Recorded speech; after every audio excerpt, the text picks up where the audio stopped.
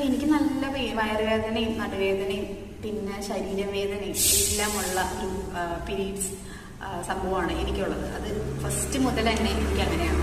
അപ്പൊ ഞാനിത് ഈ യൂട്യൂബിൽ കണ്ട അതേപോലെ തന്നെ ഞാനിങ്ങനെ ഇന്ത്യൻ ക്ലോസറ്റിൽ ഇരിക്കുന്ന പോലെ ഇരുന്ന് ഇൻസേർട്ട് ചെയ്യണം, ഇത് ചെയ്യണം, അങ്ങനെയൊക്കെ ചെയ്യാൻ നോക്കി.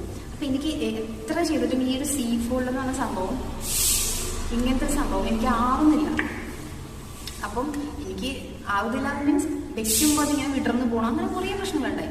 അങ്ങനെ എനിക്ക് ആ ഒരു ഏരിയ നല്ല പെയിൻ വരാൻ തുടങ്ങി. ഇങ്ങനെ വെച്ചിട്ട് ശരിയാവണില്ലല്ലോ, ചരിഞ്ഞു പോകണു, അങ്ങനെയൊക്കെ പ്രശ്നം വരാൻ തുടങ്ങി.